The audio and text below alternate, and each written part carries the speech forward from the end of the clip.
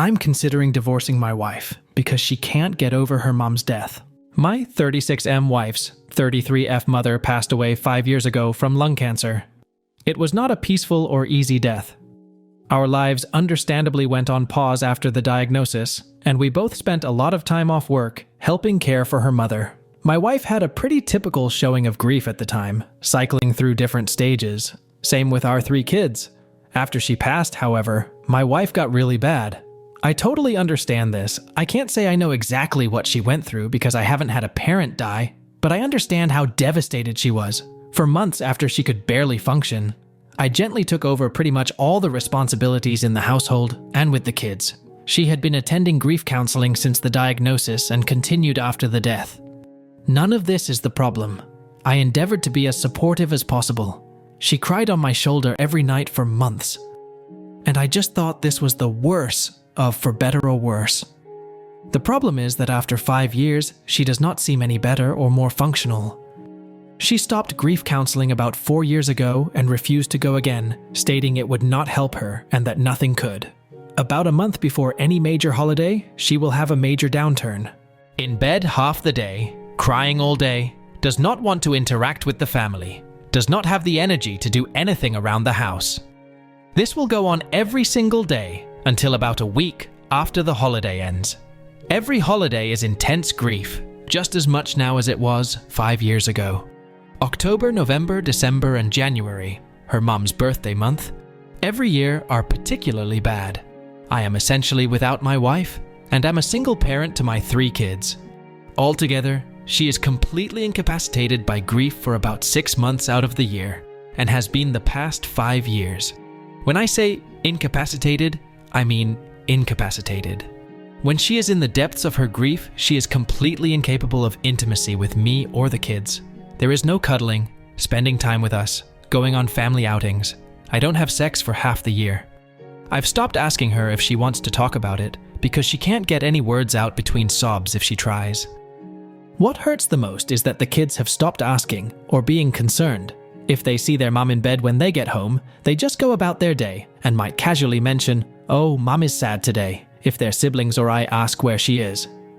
They don't really seek affection with her anymore because they rarely get anything more than tears. I've discussed this with therapists, my parents, friends, etc., and I know all the rebuttals people have for this, so let me preempt them.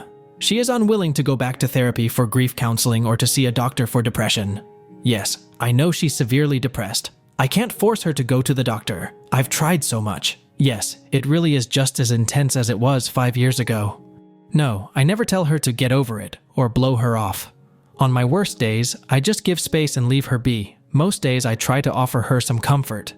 If you want to judge me for leaving her alone, whatever, but know that I feel like I essentially have caretaker fatigue at this point. No, she does not have a history of depression, but she does have ADHD.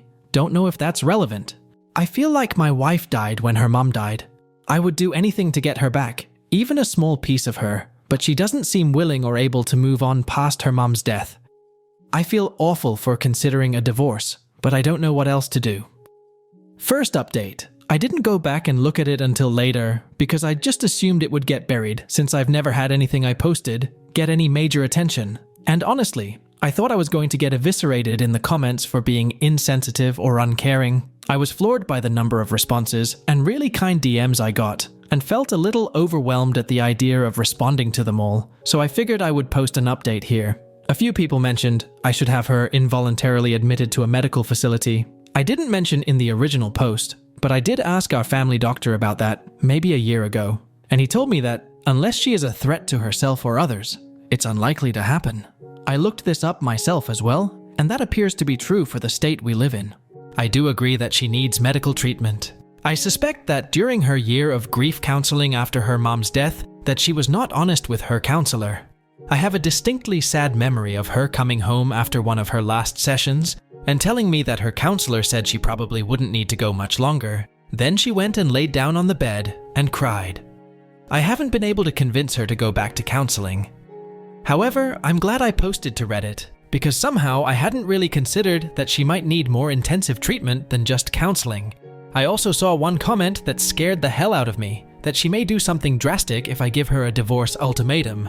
With those things in mind, I don't think doing that is the way to go. Instead, I'm planning to write her a letter explaining how we need her back, and that we love her and care for her deeply, but she needs more help than we can provide alone, and tell her that she needs to go to the doctor and be honest about what she's been going through. Second update. My soon-to-be ex-wife has completely lost her fucking mind. After my last post, I spent a couple of days writing the letter to her. In it, I explained that the kids and I love her dearly, and that we're concerned for her. I outlined all the worrying behavior, and told her that I believe she needs to seek additional medical care.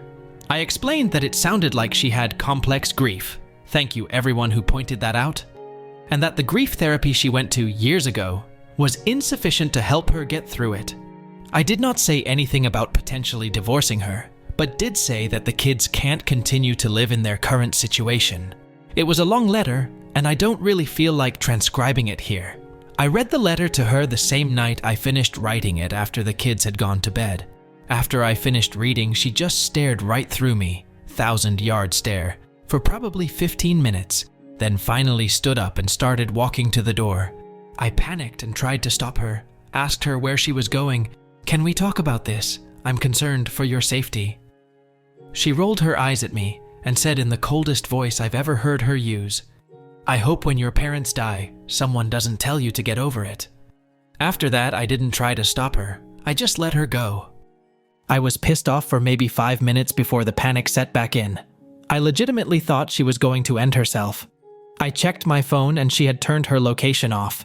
I called and texted probably 50 times over the next hour, begging her to at least let me know she was okay, and that she wasn't going to do something drastic.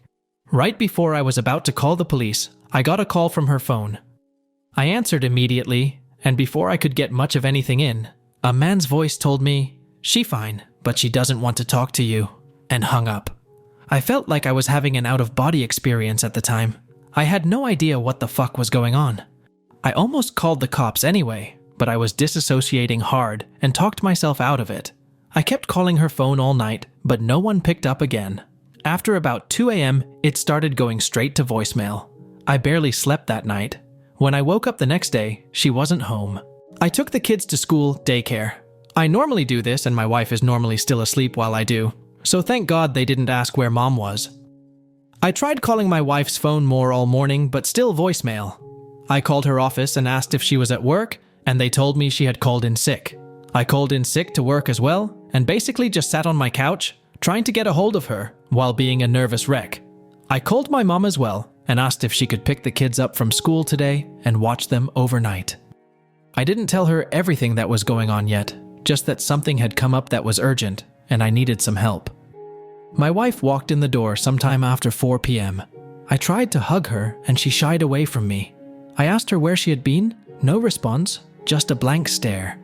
I asked her who had called me from her phone. No response, blank stare. At this point, I was frustrated and told her that if she didn't want to explain what was going on, she could get the fuck out. I regret saying it that way now, but holy shit was I frustrated.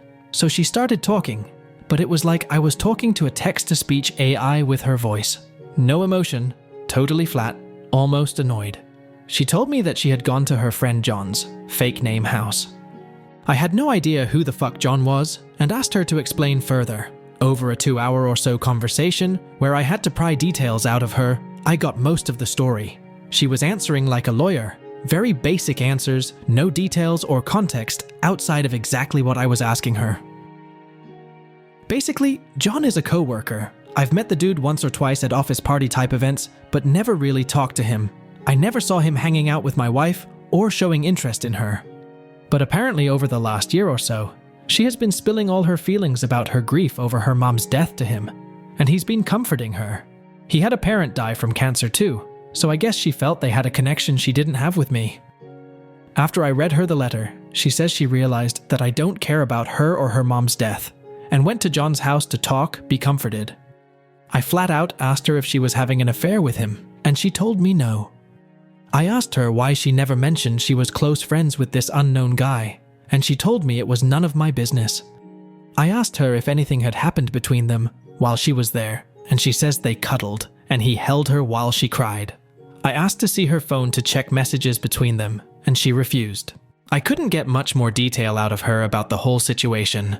So when she went to take a shower, I tried to check her phone. She had changed her passcode. I grabbed her iPad, which still had my thumbprint biometric signature in it, and checked there. I left the house with the iPad to look for evidence while she was in the shower. I did not immediately see any messages to or from a John, but after digging briefly, I found it. She had put him in as Stacy in her contacts. But it was obviously him. There were texts going back well over a year. A lot of her talking about her mom. A lot of him comforting her. A lot of him telling her I don't really care about her, and that he would never treat her that way if they were married. All of her replies were in agreement. A lot of texts from her complaining about me. A lot of him trash-talking me. The night she left, she had texted him, "Fuck it, I'm on my way over if the offer is still there," followed by an immediate "yes" reply. Then the next morning, a text from her to him saying, "If he asks, we just talked." I threw up out my car door in a Walmart parking lot for 20 minutes. I came home and found her on the couch on her phone, seemingly unconcerned or unaware I had even left. I told her that I knew and that she needed to leave. Again, she just stared at me for a while, not responding, until I got aggravated and told her to get the fuck out of the house. She immediately got up, told me John was right about you, and left. I haven't seen her since. I told the kids she went to visit her parents. I don't know what to tell them, but I have to tell them something soon. I don't really even know what to do. Ostensibly, I need to divorce her, but going through custody, child support, etc. is dizzying. I feel paralyzed and haven't made a move yet. I know she's lost her mind and this is probably some kind of psychotic break, but I just can't care anymore. I put on a brave, numb face to go to work, then for my kids at night, and then cry after they go to bed until I fall asleep. I feel like my life is essentially over. I do feel like John took advantage of her vulnerability, but I don't even want to bother trying to get her to see that he's a predator. She chose this over her fucking family that has stuck with her. I don't think I'll be posting any more updates or logging into this account anymore.